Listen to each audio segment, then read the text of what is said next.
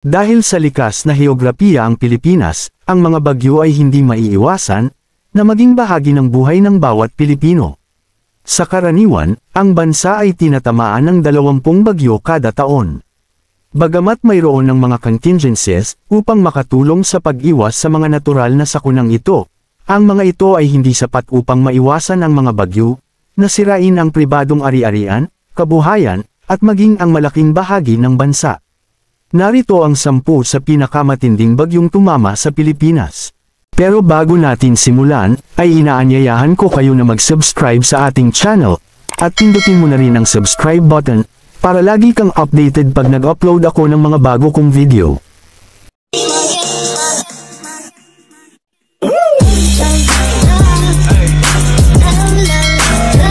Ang mga bagyo na pumapasok sa Pilipinas, ay nabubuo sa karagatang Pasipiko. Dito natin makikita ang hangin na pumupunta sa mainit na tubig. Ang hangin na ito ay kumukuha ng moisture at tumataas. Samantala, ang mga malamig na hangin ay umiikot sa ibaba. Ito'y nagdudulot ng pressure, kung saan napipilitan ang hangin na gumalaw ng mabilis. Dahil dito, ang hangin ay umiikot sa gitna ng bagyo na tinatawag na mata ng bagyo. Ang bagyong Igay, na may international name na Doksuri, ay isa sa pinakamalakas na bagyo na nanalasa sa Pilipinas at bansang China. Naglandfall ang bagyo sa isla ng Camiguin sa Apari, Cagayan, dakong alas 10 ng gabi noong June 25, 2023. Nakaranas ang Hilagang Luzon ng matinding pag-ulan sa mga rehiyon ng Ilocos, Cordillera, at Lambak ng Cagayan, lubog sa baha ang bayan ng Bangged Abra, at sa bahaging kalsada sa Baguio, at sa bayan sa Kapangan Benguet ay may pagguho ng lupa, sa kasagsagan ng malakas na ulan bunsod ng hanging habagat. Ayon sa NDRRMC, mahigit 328,356 na pamilya ang apektado ng bagyo. Sa Ilog Marikina ay nagdulot ng pagbaha. Sa paligid ng mga barangay nito ay itinaas ang ikatlong alarma na umabot sa 17 metrong tubig baha. Ang Typhoon Glenda, na may international name na Ramazan, ay isang malakas na bagyo na dumaan at nagdulot ng matinding pinsala sa iba't ibang lugar sa Southern Luzon at Metro Manila. Ito ay may 150 km per hour na lakas ng hangin malapit sa gitna, at pagbugso na 185 km per hour bago maglandfall sa Kabikulan at tuluyang tawirin ang Southern Luzon. Higit 100 katao ang nasawi dahil sa pananalasa ng bagyo. Naging malawakan rin ang pinsala sa Metro Manila at Southern Luzon, kung saan tinatayang umabot sa 38.6 billion pesos ang halaga ng pinsala. Dahil dito, ang bagyong Glenda, ang maituturing na ika-4 na costliest na typhoon sa kasaysayan. Ang bagyong Pablo na may international name na BOFA, ay nagsimula bilang isang tropical depression sa karagatang Pasipiko. Mabilis na lumakas at naabot ang peak intensity na may lakas ng hangin umaabot sa 185 km per hour malapit sa gitna. Marami sa Mindanao ang nagulat sa tindi ng lakas ng hangin na dala ng bagyong Pablo. Ekte-ektaryang mga kagubatan, at sakahan ang nakalbo o napatumba ang mga puno at pananim. Maraming bahay at mga infrastruktura ang nagtamo ng pinsala o tuluyang nawasak. Bukod sa mapaminsalang hangin, ang napakatinding pagulang dala ng bagyo ay nagdulot rin ng kabi-kabilang mga pagbaha at pagguho ng lupa, lalo na sa Compostela Valley, na maraming komunidad ang matinding naapektuhan.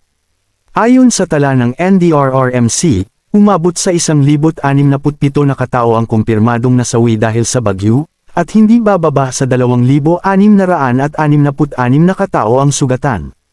Karamihan sa mga naitalang nasawi ay galing sa Davao Region. Umabot naman sa 36.95 na bilyong piso ang tinatayang iniwan nitong pinsala, na malaking balto ay mula sa sektor ng agrikultura.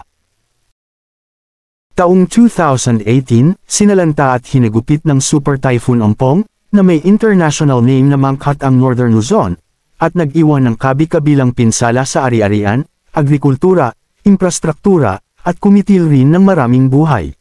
Dahil sa lakas nito, itinaas noon ang Tropical Cyclone Wind Signal No. 4, sa mga dinaanan nitong lugar partikular na sa mga probinsya ng Isabela, Cagayan, Abra, Ilocos Norte, Ilocos Sur, at Apayao. Nagdulot rin ito ng malaki at nakamamatay na landslide sa Itogon Benguet, na isa sa mga hindi makalilimutang pangyayari dahil sa bagyo.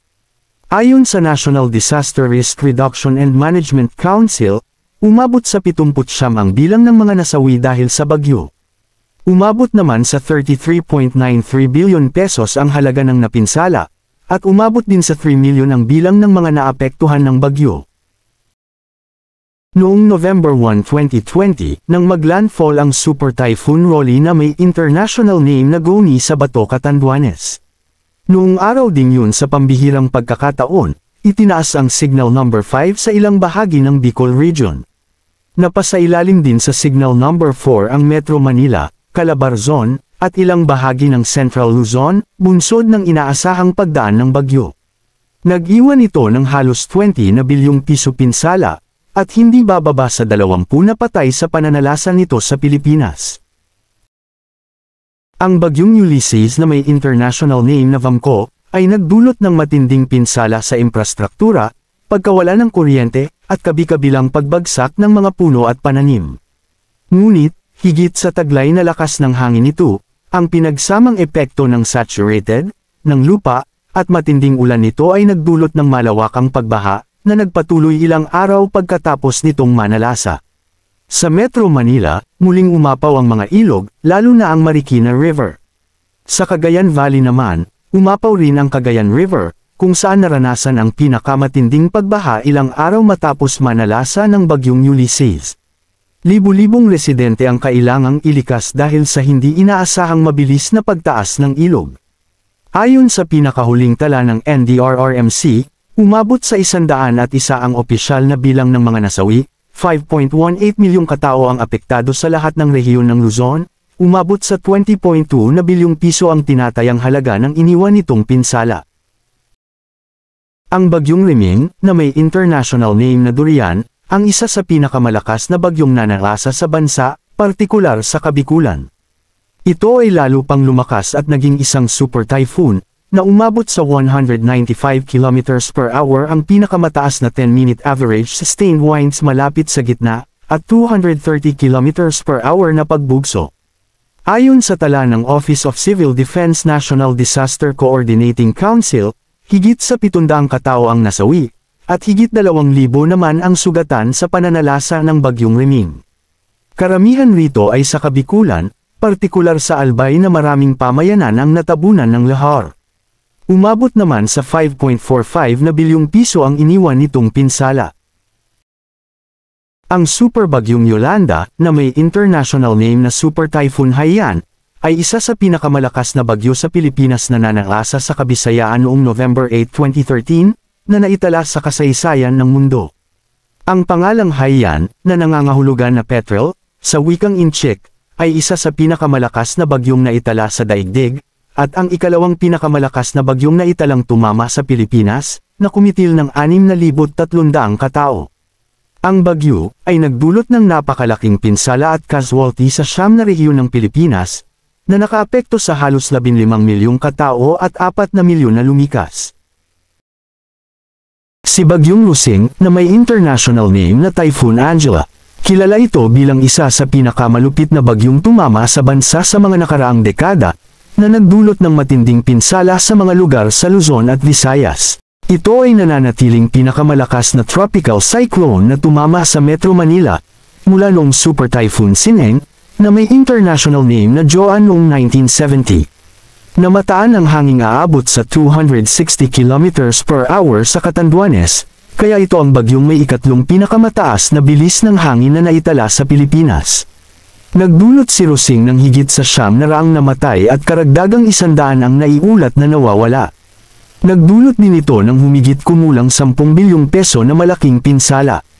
Ang pinakamahirap na tinamaan ay kinabibilangan ng Bicol Region, Calabarzon, at Metro Manila. Karamihan din sa dinaanan ng bagyo ay nawala ng daloy ng kuryente. Nagdulot din ang bagyong Lusing ng pag-aalis ng maraming pamilya mula sa kanilang mga tahanan. Bukod sa malalakas na hangin at ulan, ang bagyo ay nagdulot din ng matinding pinsala sa agrikultura at infrastruktura. Ang epekto ng bagyong Lusing ay malalim at tumagal ng ilang buwan, habang ang mga lokal na awtoridad at mga organisasyon ay nagsanib puwersa upang magbigay ng tulong at magbangon mula sa mga pinsala. September 26, 2009, nang dalhin ni Ondoy ang 341 mm ulan na katumbas ng pang-isang buwan na ulan sa loob ng isang araw. Dahilan ito para bumaha sa ilang lungsod, anunin ang ilang sasakyan, at ma-stranded ang libo-libong tao. Higit 700 ang namatay sa trahedya. Aabot sa 23 probinsya ang isinailalim sa state of calamity, gayon din ang Metro Manila. Natatandaan pa rin ng ilan kung nasaan sila, ano ang ginagawa nila, at ano ang naramdaman nila nang dumaan ang Ondoy. Sa loob lamang ng ilang oras ng tuloy-tuloy na pag-ulan, 30 lungsod at 26 na probinsya ang nalubog sa baha, ayon sa datos ng National Disaster Risk Reduction and Management Council, NDRRMC, na noon ay kilala bilang National Disaster Coordinating Council. Halos 200,000 kabahayan ang nasira, at 464 ang naitalang nasawi sa hagupit ng bagyo. Karamihan sa mga biktima ay mula sa Quezon City, Marikina at Rizal. Maraming salamat sa muling panunood, hanggang sa dulo ng aking video. At huwag kalilimutang mag-subscribe, at pindutin mo na din ang notification bell, para lagi kang updated pag nag-upload ako ng mga bago kong video. Thank you for watching.